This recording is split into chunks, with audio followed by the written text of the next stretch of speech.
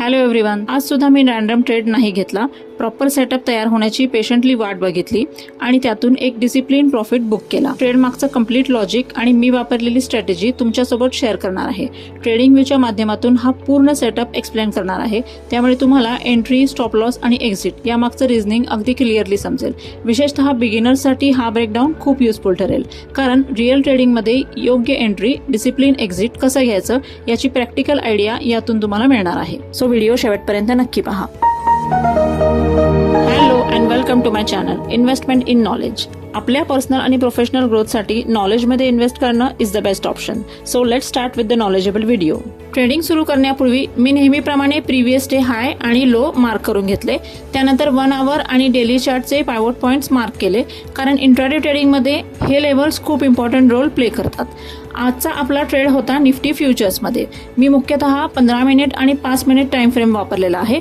इंडिकेटर्समध्ये व्हीवॅप हा सर्वात important indicator होता आणि त्यासोबत 21 EMA, पिवोट पॉइंट्स आणि RSI सुद्धा वापरलेला आहे. आज मार्केट जवळपास 230 पॉइंट्स गॅप डाऊन ओपन झाले आणि ओपनिंग जवळपास S3 पिवोट पॉइंटच्या खाली झालेला आहे. हा चार्ट आहे 15 मिनिट टाइम फ्रेमचा. मार्केटची पहिली कॅन्डल सुद्धा व्हीवॅपच्या खाली क्लोज झाली आणि ती होती S4 पिवोट पॉइंट्सच्या जवळ. त्यावेळी RSI जवळपास 27 होता. या कम्प्लीट सेटअपवरून मार्केटमध्ये बाउन्स बॅक होण्याची पॉसिबिलिटी दिसत होती. ॲज एक्सपेक्टेड 11 वाजताच्या कॅन्डलने व्हीवॅप लाईनच्या वरती स्ट्रॉंग क्लोज दिला.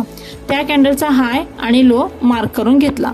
त्यावेळी RSI 30 क्रॉस करून वर आला होता. त्यानंतर मी 5 मिनिट चार्ट ओपन केला. 11:25च्या कॅन्डलने प्रिव्हियस हाय क्रॉस करून वर प्रॉपर क्लोज दिला, पण त्याच ठिकाणी पायवोट रेजिस्टन्स असल्यामुळे मी लगेच एंट्री घेतली नाही. मार्केट त्या पिवोट पॉइंट्सच्या वर सस्टेन होत आहे का हे कन्फर्म करण्यासाठी मी ॲटलिस्ट 3 स्मॉल कन्फर्मेशन कॅन्डल्सची वाट पाहिली. शेवटी 11:40च्या कॅन्डलला आपल्याला परफेक्ट कन्फर्मेशन मिळालं आणि तिथेच मी एंट्री घेतली. ऑप्शन सेलिंगसाठी मी 0.20 डेल्टाचा 23,700चा पुट सेल केला आणि हेज म्हणून 22,950चा पुट बाय केला. या कम्प्लीट सेटअपसाठी जवळपास 79,000 कॅपिटल मी वापरलं. या ट्रेडसाठी स्टॉप लॉस होता 11च्या कॅन्डलला जो लो मार्क केला होता त्याच्या थोडंसं खाली. एंट्री नंतर काही वेळ मार्केट साइडवेज राहिले, पण ऑप्शन सेलिंगमध्ये टाइम डिकेमुळे अशा मुवमेंट्सचा फायदाच होतो. त्यामुळे मी पेशन्स मेंटेन केला. तुम्ही चार्टवर क्लिअरली पाहू शकता की प्राइसने व्हीवॅप लाईनला किती स्ट्रॉंग रिस्पेक्ट दिलेला आहे. एकही कॅन्डल व्हीवॅपच्या खाली क्लोज होऊ शकलेली नाही.